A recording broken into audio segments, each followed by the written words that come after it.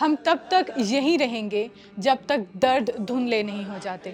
ہم تب تک یہی رہیں گے جب تک نغمے سوریلے نہیں ہو جاتے. یہ وہ نغمہ ہے جسے غزہ میں محصور صحافیوں نے اپنا ترانہ بنا لیا ہے.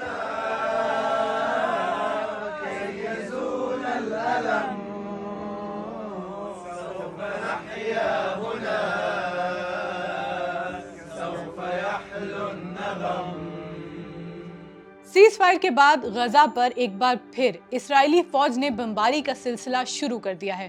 اس کے بعد اسرائیلی مظالم کی رپورٹنگ کے لیے آئے صحافیوں کی امیدیں بھی دم توڑنے لگی ہیں.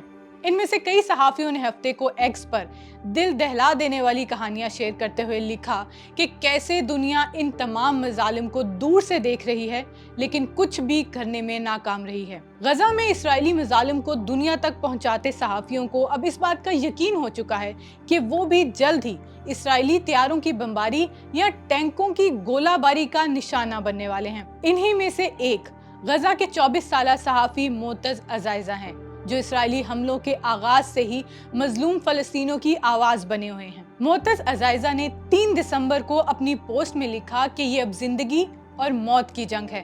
میں جو کر سکتا تھا میں نے کیا.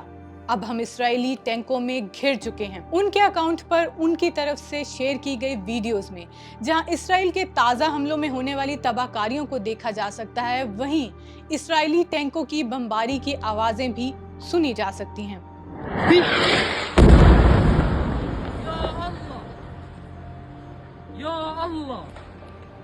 یا اللہ. فلسطینی فلم ساز بہسان عودہ نے انسٹاگرام پر لکھا کہ مجھے اب زندہ رہنے کی کوئی امید نہیں ہے جیسی مجھے اس نسل کشی کے آغاز میں تھی اور مجھے یقین ہے کہ میں اگلے چند ہفتوں یا شاید دنوں میں مر جاؤں. انہوں نے انسٹاگرام پر اپنی طویل پوسٹ میں دنیا کو ایک پیغام دیتے ہوئے لکھا کہ ہمارے ساتھ جو کچھ ہو رہا ہے اس میں آپ بے قصور نہیں ہیں. آپ بطور حکومت اور انسان اسرائیل کے میرے لوگوں کے خاتمے کی حمایت کر رہے ہیں. ہم آپ کو معاف نہیں کریں گے. انسانیت آپ کو معاف نہیں کرے گی. ہم نہیں بھولیں گے. ہم مر بھی جائیں گے تو تاریخ کبھی نہیں بھولے گی. جبکہ اس میں بھی انہوں نے اپنے دوستوں کو امید نہ چھوڑنے کا پیغام دیا.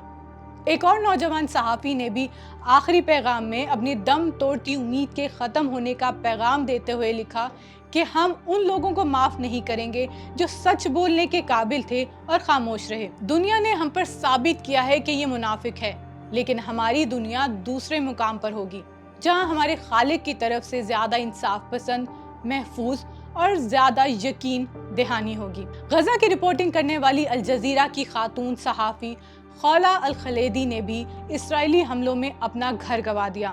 وہ اپنے بچوں کی حفاظت کے لیے انہیں دور بھیجنے کے بعد اب بھی بطور رپورٹر کام جاری رکھے ہوئے ہیں.